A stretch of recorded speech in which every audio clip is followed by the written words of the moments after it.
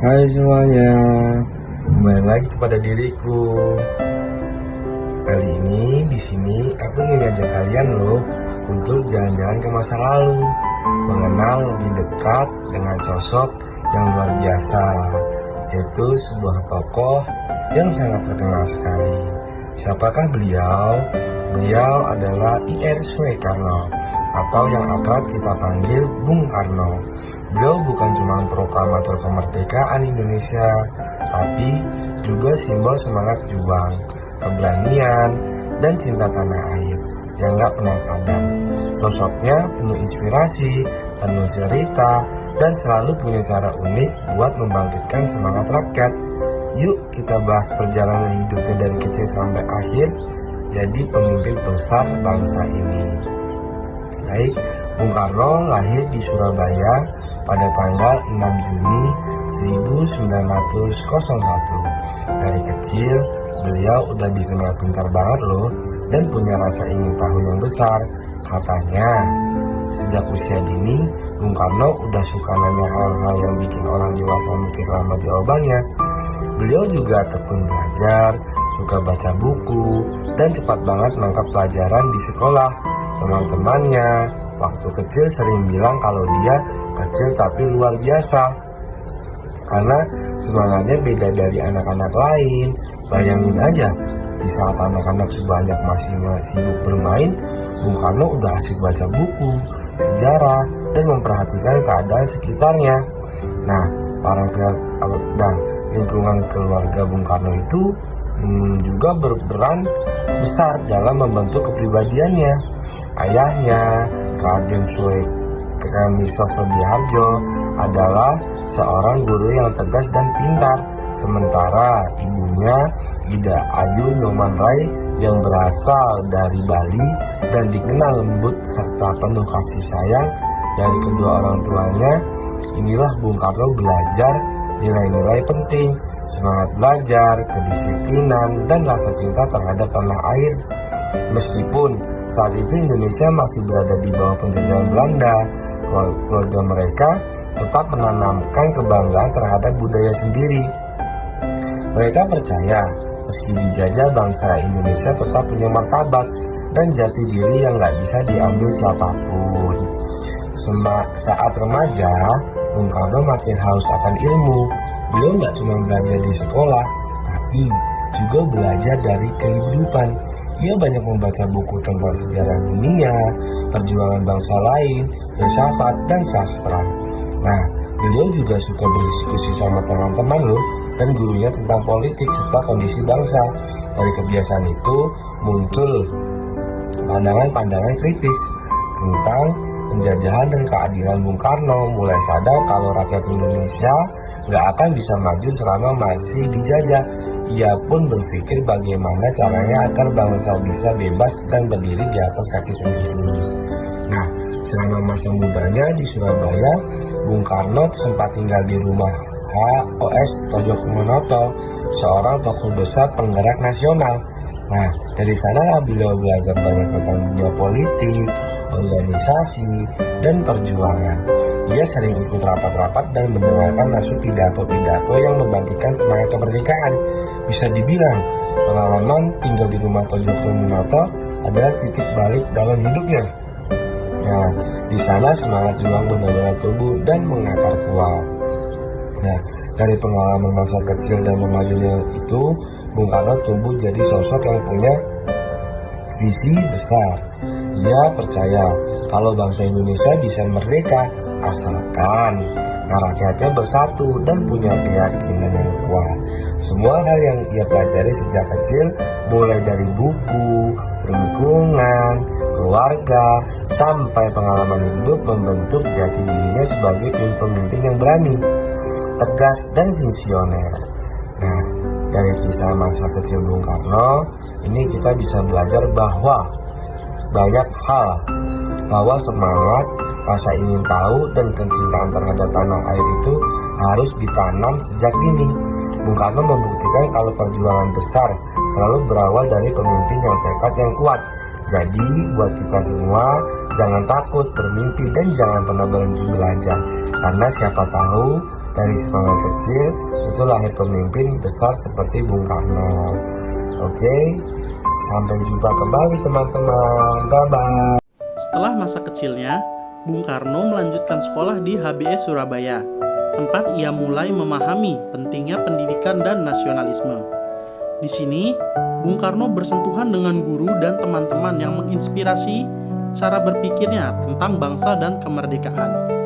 Kemudian Bung Karno melanjutkan kuliah di Technische Hogeschool te Bandung atau TH Bandung, mengambil jurusan teknik sipil. Meski fokus Bung Karno itu pada teknik, tetapi hati dan pikirannya selalu pada masa depan Indonesia. Kemudian di kampus, Bung Karno aktif berdiskusi, menulis artikel, dan ikut organisasi mahasiswa. Dari sinilah benih kepemimpinan dan semangat nasionalisme Bung Karno semakin kuat. Kemudian ia percaya bahwa pendidikan bukan hanya soal ilmu, tapi juga membentuk karakter, kesadaran sosial, dan kemampuan memimpin bangsa. Dari itu, setelah lulus, Soekarno mendirikan Partai Nasional Indonesia atau PNI pada tahun 1927. Tujuannya jelas untuk meraih kemerdekaan Indonesia lewat kekuatan rakyat. Bung Karno aktif memberikan pidato, menulis artikel, dan mengorganisasikan pertemuan rakyat. Ia ingin membangkitkan kesadaran nasional dan semangat persatuan. Karena perjuangannya, ia sering dipenjarakan dan sering diasingkan. Namun, pengalaman itu justru memperkuat tekad untuk melawan penjajah dan strategi cerdas dalam berpidatonya. Selama di penjara, Bung Karno menulis dan merenungkan, mempersiapkan gagasan besar yang untuk disiapkannya untuk kemerdekaan Indonesia dan membangun persatuan bangsa di Indonesia. Dan adapun pula ia menekankan bahwa kemerdekaan adalah hak rakyat Indonesia, bukan hadiah, dan perjuangan harus dilakukan dengan keberanian, kecerdasan, dan solidaritas. Maka rakyat Indonesia diwajibkan untuk selalu bersatu dalam melakukan hal-hal yang diberikan agar Indonesia merdeka. Bung Karno diasingkan ke ND, Flores, dan kemudian ke Bengkulu. Masa pembuangan ini tidak memadamkan semangatnya. Ia menulis gagasan, berdiskusi dengan masyarakat lokal, dan mengajar murid-muridnya tentang pentingnya pendidikan, kepemimpinan, dan persatuan bangsa. Masa-masa itu memberinya waktu refleksi, memperkuat ide-ide besar tentang kemandirian dan keadilan sosial. Walaupun jauh dari pusat politik, Bung Karno tetap menjadi sumber inspirasi bagi rakyat melalui tulisan dan pidatonya. Masa pembuangan membuktikan bahwa kekuatan ide dan semangat tidak bisa dibatasi oleh ruang atau tempat. 17 Agustus 1945 merupakan momen bersejarah bagi bangsa Indonesia di mana Bung Karno membacakan teks proklamasi kemerdekaan Indonesia di Jalan Pegangsaan Timur nomor 56, Jakarta dengan suara tegas dan hikmat. Bersama Bung Hatta, ia menyatakan kemerdekaan Indonesia. Tindakan ini merupakan puncak dari perjuangan-perjuangan rakyat Indonesia melawan penjajah. Momen ini bukan sekedar formalitas, tapi simbol keberanian, tekad, dan kesatuan rakyat Indonesia. Bung Karno menekankan bahwa kemerdekaan ini bukan hadiah, tapi hasil dari perjuangan rakyat yang harus dijaga dan dipertahankan. Sejak detik itu, Indonesia resmi menjadi bangsa yang merdeka dengan semangat proklamasi harus terus menginspirasi generasi berikutnya. Setelah kemerdekaan, ia memperkenalkan Pancasila sebagai dasar negara dan Trisakti, yaitu berdaulat dalam berpolitik, berdikari dalam ekonomi, dan berkepribadian dalam kebudayaan. Bung Karno bukan hanya ingin merdeka secara fisik, tetapi juga secara mandiri menentukan nasib bangsanya sendiri. Ia sering menyampaikan pidato yang membangkitkan semangat rakyat dan menanamkan rasa bangga sebagai bangsa Indonesia. Konsep kepemimpinan Bung Karno menunjukkan bahwa seorang pemimpin harus menginspirasi, mendidik, dan memperjuangkan rakyat. Pemikiran Bung Karno hingga kini masih tetap relevan, di mana nilai kemandirian, persatuan, dan kebanggaan nasional menjadi panduan generasi muda zaman sekarang. Juga di era digital, semangat Bung Karno bisa diwujudkan lewat kreativitas, lewat inovasi-inovasi yang baik dan kolaborasi anak muda. Nilai gotong royong dan solidaritas masih bisa diterapkan, misalnya melalui proyek sosial, kampanye pendidikan, dan media sosial yang positif. Dan Bung Karno juga mengajarkan bahwa bangsa Indonesia tidak akan besar, tidak bisa hanya mengandalkan kekuatan luar, tapi harus membangun kapasitas diri sendiri bagi negara Indonesia, khususnya bagi anak-anak muda zaman sekarang. Dan dengan begitu, generasi sekarang akan tetap terinspirasi dan berperan aktif dalam pembangunan bangsa Indonesia. Baik teman-teman semua, setelah kita melalui perjalanan panjang dari masa kecil Bung Karno, perjuangan politiknya, masa pembuangan hingga kiprahnya membangun Indonesia setelah merdeka, ada satu hal yang bisa kita simpulkan bersama, yaitu Bung Karno bukan hanya sekedar tokoh sejarah.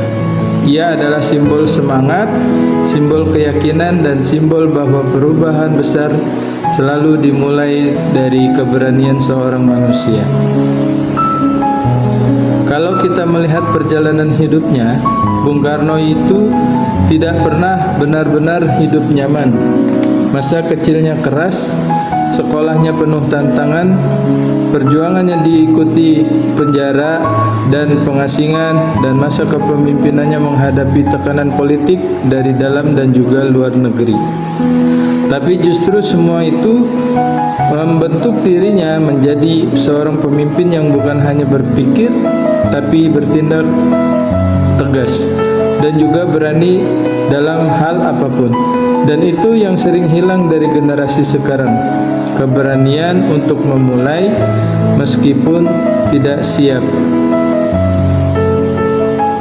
Di era modern seperti sekarang ini, mungkin kita tidak lagi berjuang melawan penjajah, tapi ada penjajahan dengan gaya baru yang secara halus hadir di kehidupan kita.